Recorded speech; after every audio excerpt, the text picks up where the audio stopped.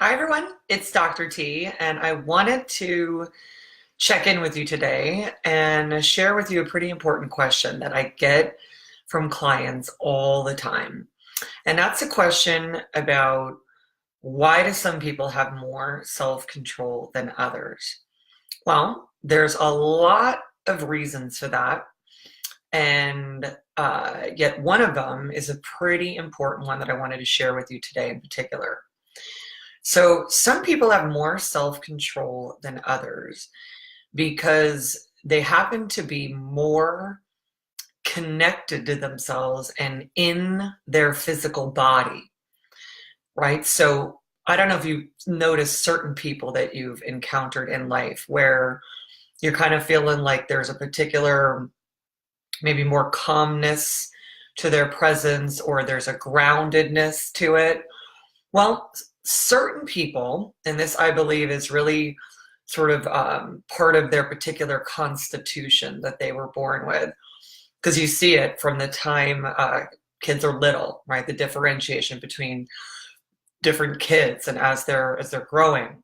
Certain people have more of a groundedness to them, and certain people, like I was, are much more we're much more responsive or reactive to the environment around us, and we're much more um, like environmentally impacted. So like when I was little and I was in school and I'd get there and there'd be all these kids there, that really impacted me, right? I'd be like, oh my gosh, I can't, I want to talk to this person, I want to talk to this person. And I had a lot of responsiveness to my environment.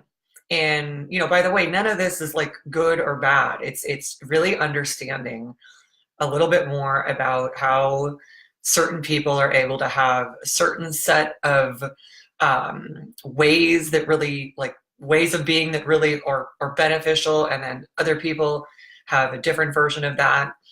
And so for some people, like I was, and like my clients as well, they really fall into this category.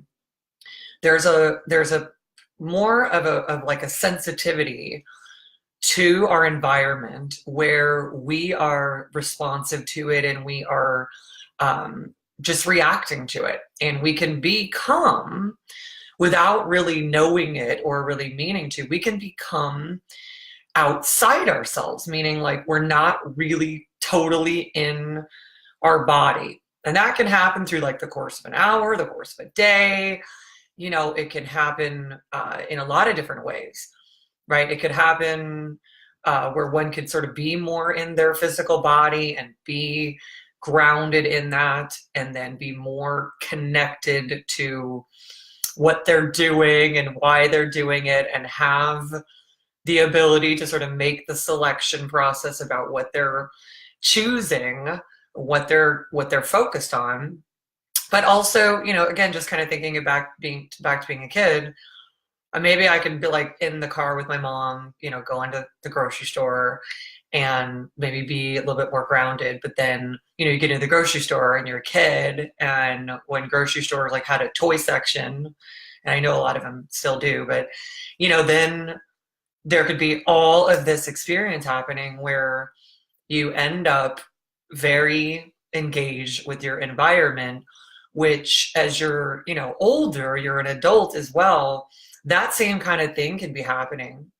But you don't really realize that you're not like really grounded inside your physical body. And what happens when we're not fully grounded inside our physical body, and we're a little bit more dynamic than that, then we are not necessarily people like certain, myself, I was this way, and then also certain people can just be in a state of experiencing so much impact from their environment that it impacts their emotions, it generates uncomfortable and stressful emotions, and then it generates sort of a way of reacting versus a way of proactively selecting your next thought, your next feeling that you want to have, your next experience, your next behavior, and the way that you want to create outcomes for yourself. And so what you want to kind of understand is that, you know, it's a constitutional thing. So in fact, this morning I was watching an interview with Kevin Costner on, I think it was a Today Show. And I wasn't even going to be watching it. I was walking by the TV, and I just had this strong sense of noticing his presence and how solidly his presence was in his body. I could feel him I could just observe him be very grounded. And then the way he was speaking and interacting, it was very methodical and very thoughtful, but not, you know, not in some sort of attempt to be more articulate or something. It was just this groundedness that I could tell was just allowing him to be thoughtful, allowing him to select what he was wanting to share and be really connected to it. And, you know, the opposite of that would be where somebody's like, oh my gosh, I'm on the Today Show, and they're thinking of all of these things and all the cameras and the lights and the millions of people watching, and they're out of themselves in a way because their focus becomes all externalized versus being inside themselves, where we have all of our power. And oh, that is so funny. Hi, Jess. That is so funny.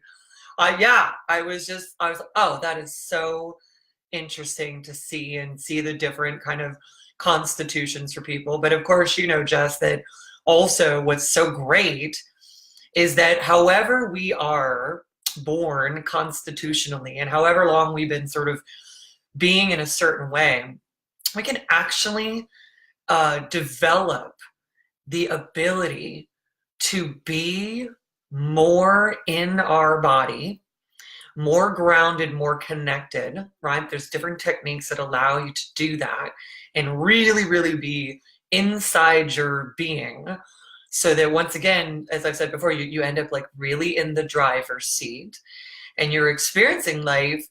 And instead of it feeling reactive, which it can, especially if we're going like throughout the day and we've been kind of outside ourselves a little bit, focusing on all kinds of different things, but there's a way to really like end up really, you can train yourself to be in your body in such a consistent way that you can be the way that I was observing, and same with you, obviously, Jessica, observing Kevin Costner this morning as just, you know, just one example that I know we've all experienced people like this, who you just feel this like really solid, almost density. Exactly, Jess, exactly. You are living proof. Yeah, and me running around the school my whole life and all the same stuff that we share. Because, you know, this is also a type of energy that we have, and but you can feel that kind of density that if any of you want to see, you know, just if you're ever watching Kevin Costner, if you're ever noticing people in your life who you're just like, this person there's just like a solidness and kind of a density to their constitution. And then there's this, you know, it's just sort of maybe sort of natural, this thoughtfulness, and a way that they are like in themselves, having an experience between them and the environment. And you just can tell that certain people just are not feeling that impact of the environment, which makes them be able to enjoy the environment more, and then select what they want, say what they really mean, do what they really intend, and it has a really lovely quality to it.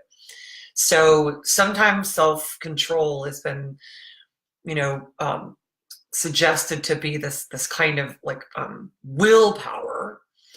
And while there are lots of different emotional training techniques that help us have the emotional strength to create the outcomes we want, and these are there's really hundreds of them. That's why I love what I do so much and what it does for people and what they do with it when they learn these things.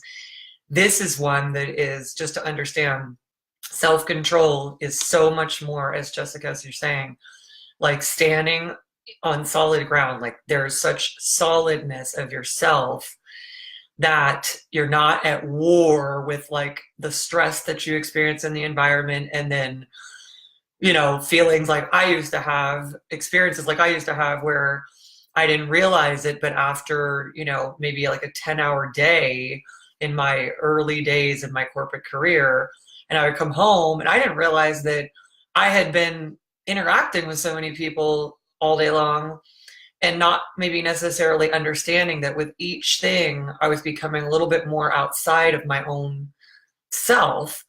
So then that, first of all, that feels stressful.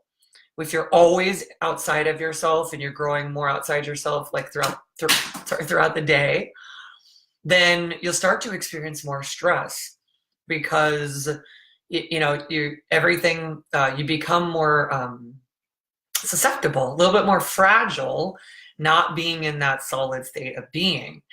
And then you start to feel a lot more stress because you're not in that solidness. And then that builds up. And then, you know, here I would have all these great intentions about my health and well-being and my weight and all of this stuff. But, you know, I was outside. I was really not in control in my own being, in the driver's seat. So then I'd experience, you know, some part of me just wanting to do stuff to soothe that stress, and the control was not there, which is not really another level of just things being really unpleasant and not solid.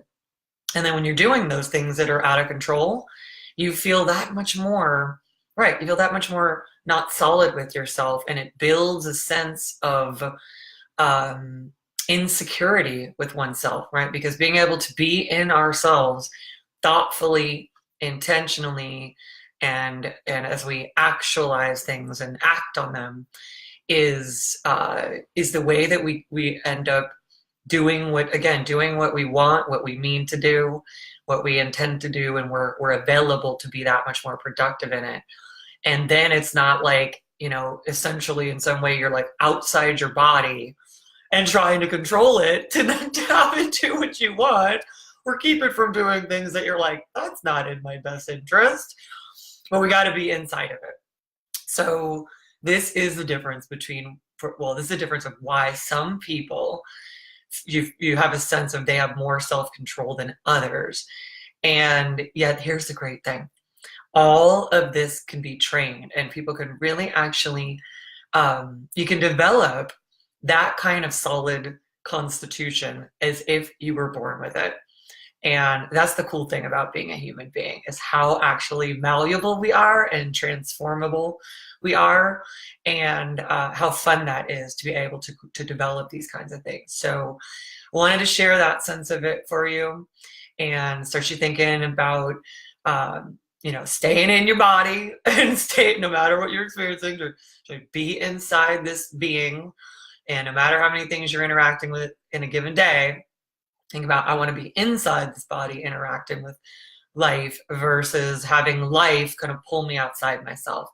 And I know that'll kind of get you even more down the road with feeling the kind of self-control that you want and you see other people have access to.